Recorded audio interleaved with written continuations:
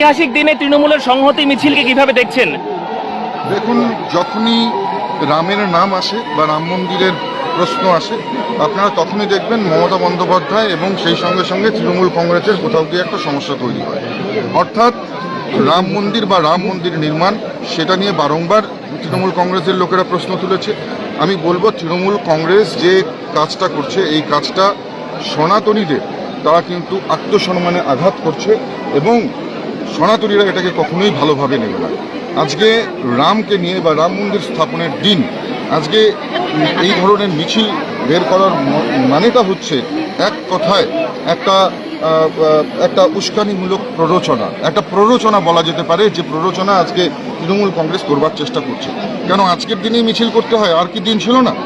আজকে রাম মন্দির প্রতিষ্ঠা হচ্ছে, সেটা কি সহ্য হচ্ছে না তৃণমূল কংগ্রেসের, নাকি মমতা বন্দ্যোপাধ্যায়ের সহ্য হচ্ছে না? পরিষ্কার প্রকাশ্যে এসে সেটা বললেই হয়। আর সাধারণ মানুষ বুঝতে পারছে যে তৃণমূল কংগ্রেস এবং মমতা বন্দ্যোপাধ্যায়ের মনের মধ্যে কোথায় কি ভয় লুকিয়ে রয়েছে। আজকে রাম মন্দির স্থাপনা হচ্ছে, তাই কি এত হিংসা তৃণমূল কংগ্রেসের? মমতা বন্দ্যোপাধ্যায়ের রাম নাম শুনলে পরে সেটাকে নাকি গালাগালি বলে। আজকে হায়রে, আমরা এই মুখ্যমন্ত্রী পেয়েছি বাংলার, আজকে ভাবতে লজ্জা হয়।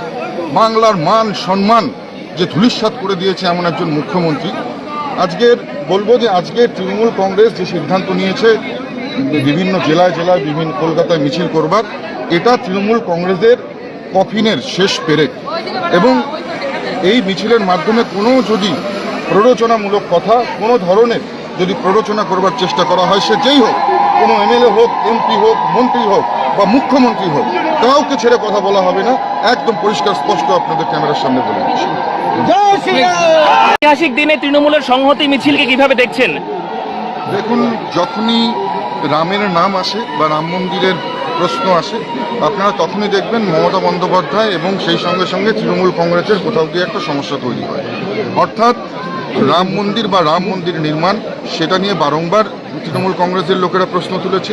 আমি বলবো, তৃণমূল কংগ্রেস যে কাজটা করছে, এই কাজটা সনাতনীদের তারা কিন্তু আত্মসম্মানে আঘাত করছে এবং সনাতনীরা এটাকে কখনোই ভালোভাবে নেবে না। আজকে রামকে নিয়ে বা রাম মন্দির স্থাপনের দিন আজকে এই ধরনের মিছিল বের করার মানেটা হচ্ছে এক কথায় একটা উস্কানিমূলক প্ররোচনা বলা যেতে পারে, যে প্ররোচনা আজকে তৃণমূল কংগ্রেস করবার চেষ্টা করছে। কেন আজকের দিনেই মিছিল করতে হয়? আর কি দিন ছিল না? আজকে রাম মন্দির প্রতিষ্ঠা হচ্ছে, সেটা কি সহ্য হচ্ছে না তৃণমূল কংগ্রেসের, নাকি মমতা বন্দ্যোপাধ্যায়ের সহ্য হচ্ছে না? পরিষ্কার প্রকাশ্যে এসে সেটা বললেই হয়। আর সাধারণ মানুষ বুঝতে পারছে যে তৃণমূল কংগ্রেস এবং মমতা বন্দ্যোপাধ্যায়ের মনের মধ্যে কোথায় কি ভয় লুকিয়ে রয়েছে। আজকে রাম মন্দির স্থাপনা হচ্ছে, তাই কি এত হিংসা তৃণমূল কংগ্রেসের? মমতা বন্দ্যোপাধ্যায়ের রাম নাম শুনলে পরে সেটাকে নাকি গালাগালি বলে। আজকে হায়রে, আমরা এই মুখ্যমন্ত্রী পেয়েছি বাংলার, আজকে ভাবতে লজ্জা হয়। বাংলার মান সম্মান যে ধূলিসাৎ করে দিয়েছে এমন একজন মুখ্যমন্ত্রী।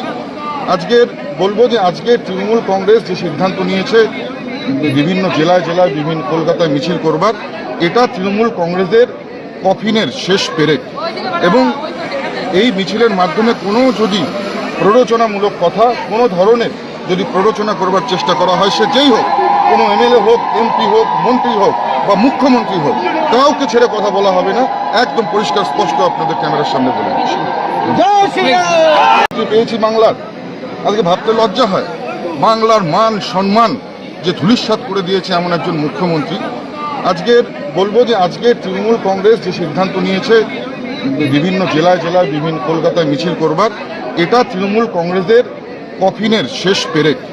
এবং এই মিছিলের মাধ্যমে কোনো যদি প্ররোচনামূলক কথা, কোনো ধরনের যদি প্ররোচনা করবার চেষ্টা করা হয়, সে যেই হোক, কোনো এমএলএ হোক, এমপি হোক, মন্ত্রী হোক বা মুখ্যমন্ত্রী হোক, কাউকে ছেড়ে কথা বলা হবে না।